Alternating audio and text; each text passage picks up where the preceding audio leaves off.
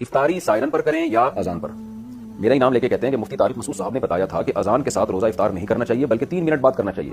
لیکن یہاں پنجاب میں اذان سے پہلے افطاری کے لیے سائرن بجتے ہیں اور اس کے لیے 1 یا 2 منٹ اور اس کے 1 یا 2 منٹ بعد اذان شروع ہوتی ہے، اور یہاں سائرن کے ساتھ ہی روزہ افطار کرتے ہیں، تو ہم کیا کریں؟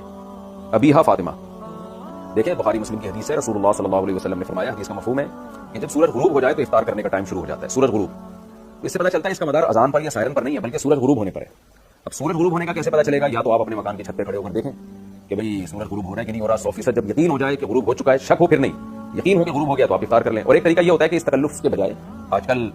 نقشے ملتے ہیں، گوگل پہ بھی پتہ چل جاتا ہے کہ آپ جس علاقے میں ہیں وہاں غروب آفتاب کا ٹائم کیا ہے، سورج غروب ہونے کا ٹائم کیا ہے، کراچی کا الگ ٹائم ہے، لاہور کا الگ ہے، مختلف جگہوں کا الگ ہے، تو جو ٹائم غروب آفتاب کا لکھا ہوا ہو اس سے کم 2 منٹ کے بعد ہے روزہ افطار کا ہے، کم سے کم۔ وجہ اس کی یہ ہے کہ یہ جو ٹائم نقشوں میں لکھا ہوتا ہے یہ 100% یقینی نہیں ہوتا، خوب سمجھ لیں۔ جب جیسے لکھا ہے نا، فار ایگزامپل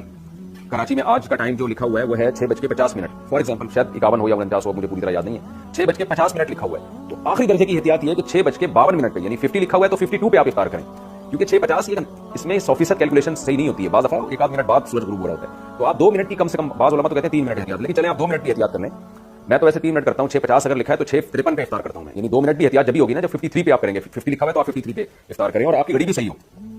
تو اسٹینڈرڈ ٹائم کے مطابق اپنی گھڑیوں کو صحیح کریں، اور 6:50 لکھا ہوا ہے تو 6:53 جیسے ہی ہوتے ہیں آپ فوراً افطار کر لیں، یہ احتیاط والا طریقہ ہے۔ تو اذان اگر اس احتیاط کے ساتھ ہوتی ہے تو پھر اذان پر افطار کریں، سائرن اگر بجایا جاتا ہے اس احتیاط کے ساتھ تو سائرن پر اعتماد کریں، لیکن آج کل میں نے دیکھا ہے لوگ احتیاط نہیں کرتے، اذان ٹائم سے پہلے بھی بعض مسجدوں میں دے دی جاتی ہیں، بعض لوگوں کا مسئلہ یہ ہے کہ سورج ابھی پورا غروب نہیں ہو تو بھی روزہ افطار جائز ہے، تو اپنے مسئلہ کو سارے سب پہ تھوپ دیتے ہیں وہ اور اذان دے دیتے ہیں پہلے، لوگوں کے روزے خراب ہو جاتے ہیں اس سے، لوگ سمجھتے ہیں کہ افطار کا ٹائم ہو گیا ہے۔ تو اگر آپ کو اپنی مسجد کے مؤذن پر اعتماد ہے، اس کو بتایا ہوا ہے آپ نے اور آپ اس پر اعتماد کرتے ہیں اور اس کو یہ سارے مسائل معلوم ہیں، اس کو پتہ ہے 6:50 اگر لکھا ہے تو 53 ہوتے ہی اذان دینی ہے، تو پھر تو آپ اذان پر افطار کریں، لیکن مؤذن کا پتہ نہیں ہوتا، بعض دفعہ وہ جلدی دے دیتے ہیں، بعض دفعہ ٹائم ہو جاتا ہے پھر بہت بعد میں جا کے دے رہے ہوتے ہیں، تو اس لیے بہتر طریقہ یہی ہے کہ آج کل تو موبائل میں اپلیکیشن ڈاؤن لوڈ ہو جاتی ہیں، اس میں سحر و افطار کے ٹائم لکھے ہوئے ہوتے ہیں، تو گھر میں کوئی کیلنڈر لے کے لگا لیں اور اس کے مطابق افطار کیا کریں، جو غروب آفتاب کا ٹائم ہے